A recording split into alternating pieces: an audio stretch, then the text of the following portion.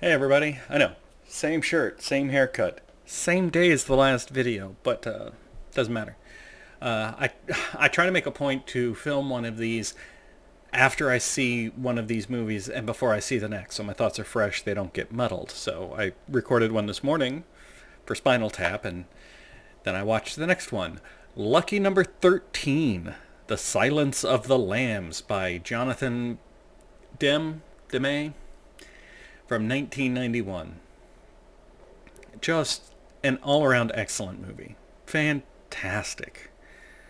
Apparently, it's the third movie in history to sweep the Oscars for the five major categories, which are actor, actress, screenplay, director, and film. And you know what? Fair. It's deserved. I've watched it again, and I tried to watch it with fresh eyes this time, and it's very good. It's got a nice element of suspense in the slower burn parts and then high intensity moments. All of the performances in this are great. I know Anthony Hopkins steals the show.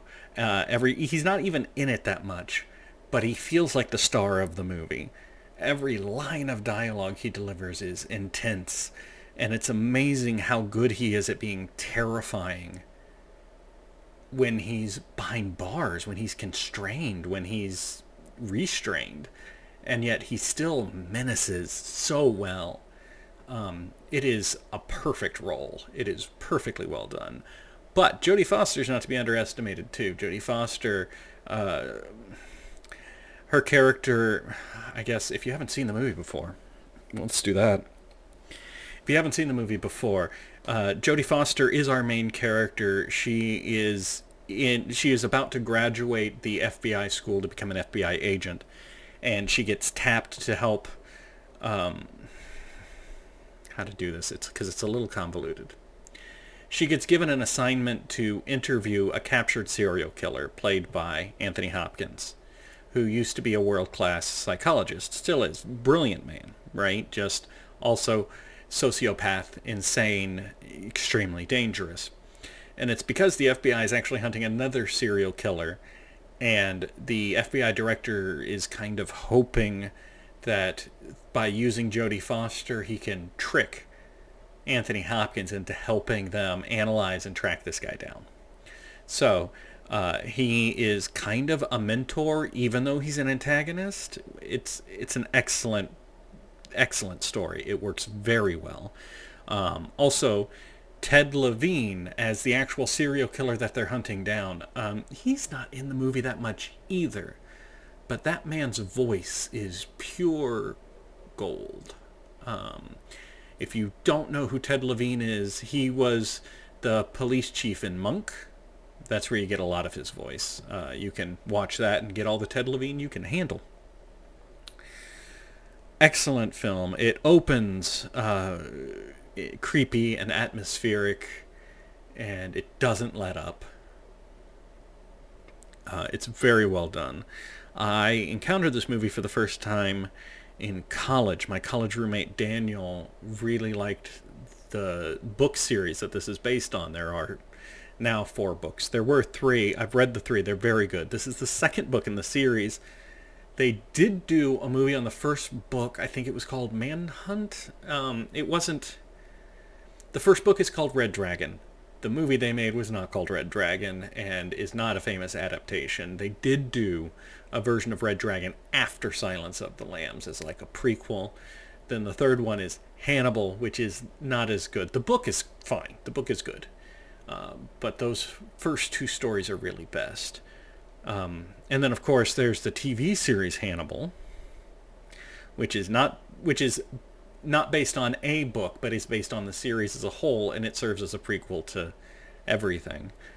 And apparently in 2007, there was a book and a movie called Hannibal Rising, which is the origins of Hannibal Lecter. I haven't seen the movie or read the book, and I don't think I'm going to. What I've read about it is it's not as good, and the reason it exists is because somebody threatened Thomas Harris, who wrote the books and created the characters, that if he didn't write a prequel for Hannibal and make a movie, somebody else would do it for him, and he didn't want to lose control of his character and his world that he had built, that he made his name on. I don't blame him. So he sat down and wrote one. And it's apparently not as good. I don't have a need to track it down. I kind of want to see Red Dragon again, though, after watching this. It is an excellent suspense. The final sequence is intense. It is so good. My dogs were sitting with me as I was watching this movie. The final sequence is so intense that even they were laser focused on the screen. I think it helps that there's a dog barking through a good chunk of it, but very good movie. And it's very interesting. This is Spinal Tap and Silence of the Lambs, two U.S. films that I have seen before, that I have some personal history with. And it feels a little like it's cheating, because they're not foreign films, they're films I've seen, they're films that I enjoy.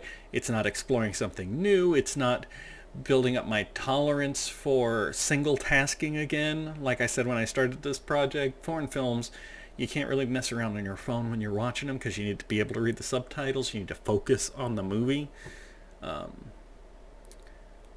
But our next 3 movies are going to fix that. Why am I talking about 3 movies instead of 1?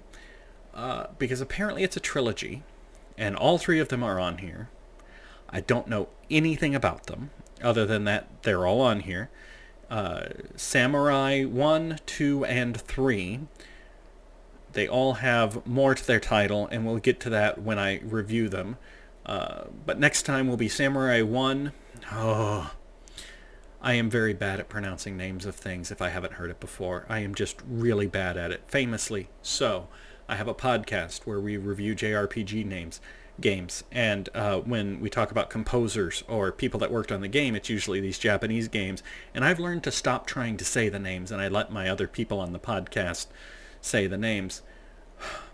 So I apologize for everything that's about to come out of my mouth. But the next movie is from 1954. It's a Japanese film, Samurai 1, Musashi Miyamoto. Directed by Hiroshi Inakagi?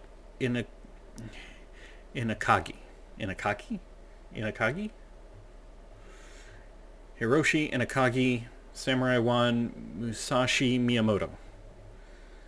It's as good as I'm going to get. If you haven't seen Silence of the Lambs, I really do recommend it. It is excellent. It is intense. Full of twists and turns, and every character, even the minor characters that I didn't call out specifically by name, Dr. Chilton, for example, and Jack Crawford. Excellent. There is not a scrap of wasted talent in this movie. It is so good. Anyway, so the next 3 movies, back to Japan. Thank you for sticking with me for this project. I appreciate it. I guess I'll take a moment to point out one other thing, because I don't expect everybody to watch every one of these that I film, so I just want to restate.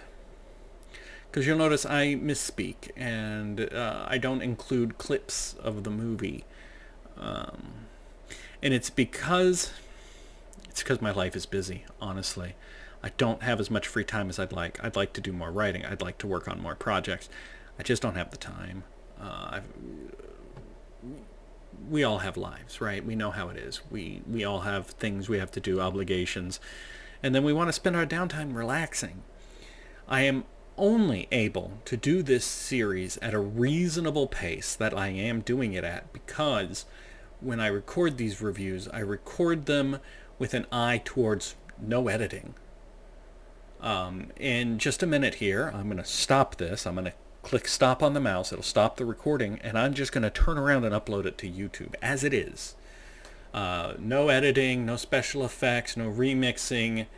And that's the only reason that I am able to find the time to do this. So, I saw some comments about putting in more effort into editing, and I understand that. I do. I get it. And I have other things on here that do require editing.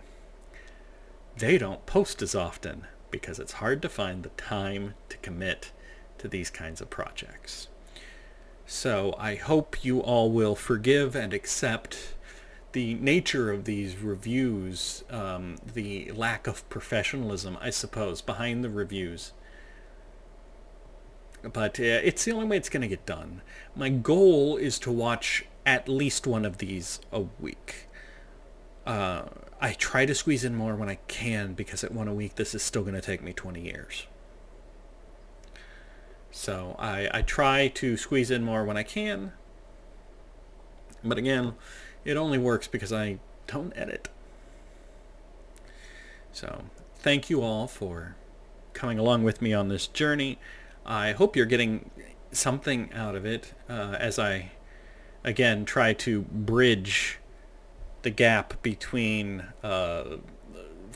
film student and regular cinema goer. I am trying to kind of live in a middle zone there where I'm not getting deep into like film terms, right? But I'm also not just like, this movie sucks because like there wasn't enough explosions and I ran out of popcorn. Because, and wherever you fall on that spectrum is fine. But I am trying to make this little series open to everybody, approachable. I am trying to make these Criterion Collection films approachable to the average person who may not have heard of them, seen them, doesn't do a lot of foreign films, what have you. Yeah. I'm going to stop rambling now, but Silence of the Lambs, excellent movie.